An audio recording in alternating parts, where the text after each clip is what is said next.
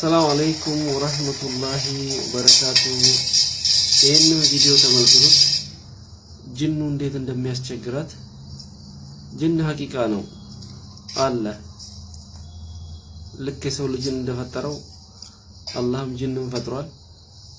ግን አልহামዱሊላህ ረሱል ሰለላሁ ዐለይሂ ወሰለም ብዙ ዚክሮችንና ብዙ የቁርአን አያቶችን አስተምረውናል። ከነሱ የምንጠበቅበት ከኛ የሚጠበቀው አውቀን መጠቀም ነው። ለምሳሌ ከቤት ስንወጣ ቢስሚላህ ተወከልቱ አላህ ወላ ሐውለ ወላ ቁወተ ኢላ ቢላህ ብለን ከወጣን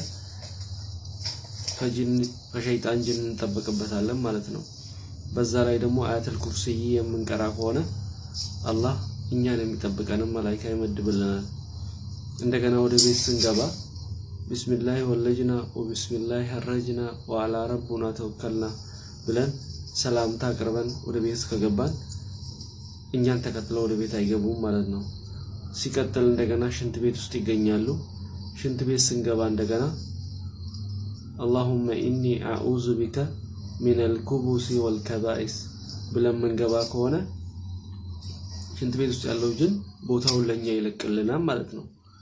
በዚህም ከዛ እንጠበቃለን። እንደገና ስንተኛ ነው አብዛኛው ጊዜ እነሱ ሰዎችን የሚያጠቁት ማለት ነው። ስንተኛ እንደገና አያተል ኩርሲይን ቀርተን የምንተኛ ከሆነ አላህ እንደገና እኛን የሚጠብቀን መላእክት ይመድብልናል ማለት ነው። ሱብሃንአላህ አላሁ አክበር። እንደገና ሱረቱል በቀራ የሚቀራበት ቤት ውስጥ ጅንም ሆነ ሌሎችም ጎጂ ነገሮች ቤት ውስጥ አይቀመጡም ማለት ነው። ሱረቱል በቀራ ቤት ውስጥ የሚቀራበት ቤት ማለት ነው። ስለዚህ ብዙ ዚክሮች አሉ። ለምሳሌ ጠዋትና ማታም የሚቀሩ ዚክሮች አሉ ከሸይጣን ጅን የምንጠበቅበት ማለት ነው። ለምሳሌ ሰውየው ከሱቢ በኋላ 10 ጊዜ ላ ኢላሃ ኢላላህ ወህደሁ ላ ሸሪከ ለሁ ለሁል ሙልክ ወለሁል ሐምድ ወሁወ ዐላ ኩሊ ሸይኢን ቀዲር ጠዋትና ጠዋት ከቀራ እስከ ማታ ከቀራ እስኪነጋ ድረስ በዚህ ይጠበቃል ማለት ነው። ከኛ የሚጠበቀው መጠቀም ነው።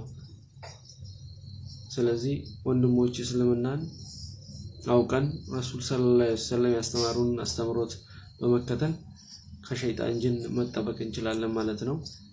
እስቲ ይህንን ቪዲዮ ተከታተሉት።